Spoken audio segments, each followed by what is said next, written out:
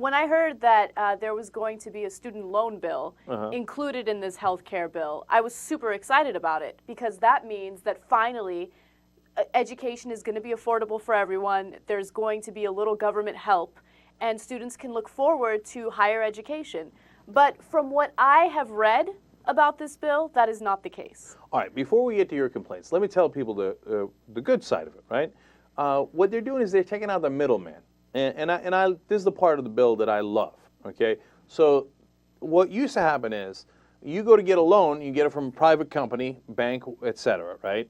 But if you can't pay the bill, then the government steps in and covers it for the bank.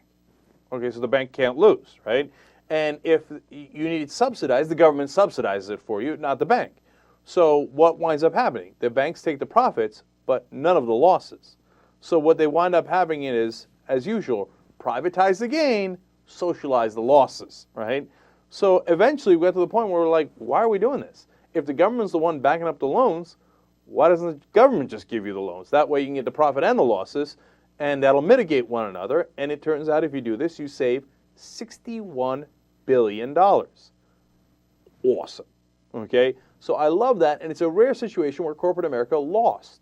They were, of course, tooth and nail against this because that was money out of their pockets.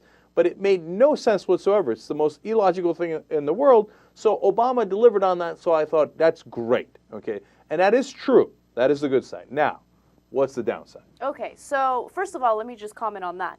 That is the best part of the bill. Okay, that is the strongest part of the bill, and that's the only thing that made me happy. Okay, taking the middleman out, students are going to be able to get their loans directly from the college or university they're attending. Okay, now let's get to the Pell Grants. The Pell Grants, first of all, you know, Democrats are going around saying, oh, we're going to increase Pell Grants, and that's great. Students are going to be able to afford their education. No, they're not. Because Pell Grants right now have the maximum award of $5,550 per year per student, right? So what are the increases going to be? Well, over the next 10 years, students can look forward to a $350 increase in their Pell Grant, which is nothing. So you're saying, shwang, wang, wang. That's like the biggest shwang, wang, wang ever. Because think about tuition, the inflation of tuition. There's no way that's going to keep up with it. I mean, in the next year, tuition is probably going to go up thousands of dollars. And what's $350 going to do over the next 10 years? Nothing. I hear you. And, you know, in the beginning, it was ambitious, and they were going to take all the money, and they were going to put it towards Pell Grants. And then they went for, not so much, and they had to take $19 billion and do deficit reduction, et cetera, right? And then next thing you know, it was whittled down to $36 billion in Pell Grants. Next thing you know, they weren't going to do any increases over the next 2 years, but don't worry, we'll give you that burger on Tuesday, right? So we'll give it to you a little later. And then next thing you know, they were going to do a lot of outreach to community schools, meaning giving money to support community schools. That's still true for black colleges, and community colleges are getting about $4 billion more, but it's a hell of a lot less than what they had originally said they were going to do. So that adds another layer of schwang wang wang. Right, and also, basically, Congress can cut the increases in the Pell Grant through the appropriations process. So the Pell Grant thing, I pretend as if the Pell Grant thing isn't even included in the bill because it's useless. Okay, it's the most useless thing. Okay, well, no, look, I wouldn't go that far because right now they are supposed to spend $36 billion on it. You're right, I'm very worried that they're going to rob that thing.